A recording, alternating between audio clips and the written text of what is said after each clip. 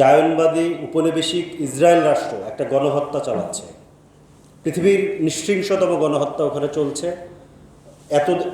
আজকে পর্যন্ত সম্ভবত ৩৫,০০০-এর মতো মানুষ মারা গিয়েছে, যার বেশিরভাগই নারী এবং শিশু। ওরা খুব পরিকল্পনা করে, টার্গেট করে নারী এবং শিশুদেরকে হত্যা করছে।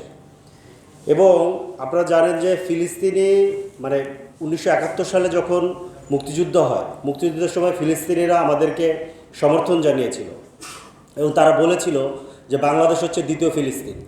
তো সেই জায়গা থেকে আমি মনে করি যে ফিলিস্তিন হচ্ছে বাংলাদেশের জন্মের ভাই, কারণ জন্মের সময় সে আমাকে সমর্থন করেছিল। যখন বাংলাদেশ জন্ম নিচ্ছিল তখন ফিলিস্তিন আমাদেরকে সমর্থন করেছিল। এবং ফিলিস্তিনের যে মানুষ, যারা গণহত্যার শিকার, যে মজলুম মানুষ, ওরা আসলে জন্মের ভাই আমাদের। তো ওদের উপরে যে গণহত্যা চলছে, সেই গণহত্যার আমরা তীব্র নিন্দা এবং প্রতিবাদ জানাচ্ছি এই সবার পক্ষ থেকে। এবং আমরা পরিষ্কারভাবে দেখতে পাচ্ছি যে পরিস্থিতিতে আসলে ফিলিস্তিন ইসরায়েল জড়িয়ে গেছে, ফিলিস্তিনের স্বাধীনতা খুব আসন্ন। ফিলিস্তিনকে এইভাবে ইসরায়েল এবং আমেরিকার যে অত্যাচার, এটা দিয়ে আসলে ফিলিস্তিনকে ওরা আটকে রাখতে পারবে না। আপনারা জানেন যে খোদ আমেরিকার ভেতরে অন্তত 25 থেকে 30টা, আমি ঠিক সংখ্যাটা জানি না, এটা 30টার উপরে বিশ্ববিদ্যালয়ে ছাত্ররা তাঁবু গেড়ে দিনের পর দিন আন্দোলন করতেছে। এবং সেখানে আমেরিকান রাষ্ট্র তাদের সকল শক্তি নিয়ে এদের উপরে নৃশংস কায়দায় ঝাঁপিয়ে পড়েছে। সেখানে শিক্ষার্থীদেরকে গ্রেফতার করা হচ্ছে, তাদেরকে অত্যাচার করা হচ্ছে, তাদেরকে ওখান থেকে বের করে দেওয়া হচ্ছে।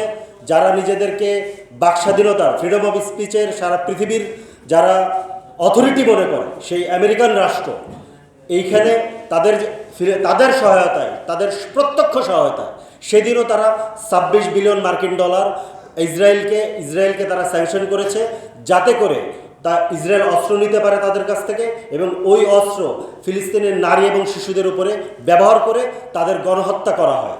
সেই আমেরিকান রাষ্ট্র নৃশংস কায়দায় এই শিক্ষার্থীদের বিরুদ্ধে ঝাঁপিয়ে পড়েছে। কিন্তু এই সকল কিছুর পরেও আমরা আসলে দেখতে পাই যে ওইখানকার ছাত্রদেরকে যখন ধরে নিয়ে যাওয়া হচ্ছে, ওরা হাসি মুখে আসলে অ্যারেস্ট হচ্ছে। এই যে হাসি, বিদ্রোহের যে হাসি, পৃথিবীতে এর থেকে সুন্দর জিনিস বোধহয় আর কিছু নেই। তো এই ফিলিস্তিনের পক্ষে আমেরিকান শিক্ষার্থীদের যে আন্দোলন, যে প্রতিবাদ, যে বিদ্রোহ, সেই বিদ্রোহের পক্ষে আমরা আজকের এই আলোচনা সভার পক্ষ থেকে, রাষ্ট্র সংস্কার আন্দোলনের পক্ষ থেকে এবং ফিলিস্তিনের যারা জন্মের ভাই, সেই বাংলাদেশের জনগণের পক্ষ থেকে আমরা তাদের প্রতি পূর্ণ সংহতি জ্ঞাপন করছি। এবং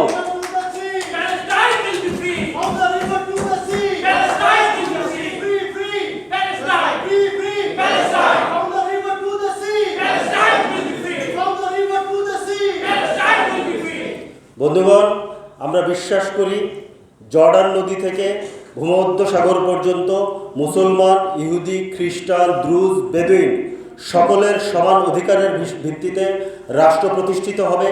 ফ্যাসিবাদের বিরুদ্ধে লড়াইরত বাংলাদেশের যে জনগণ, মাফিয়াতন্ত্রের বিরুদ্ধে লড়াইরত বাংলাদেশের যে জনগণ, তাদেরও মুক্তি আসবে, সেই আশাবাদ আমরা রাখি। এবং ফিলিস্তিনের জনগণ এবং বাংলাদেশের জনগণ, তাদের যে লড়াই, সেই লড়াইয়ের বিজয় হবে, সেই কথা ব্যক্ত করে আমি আমার কথা শেষ করব। বিদায়।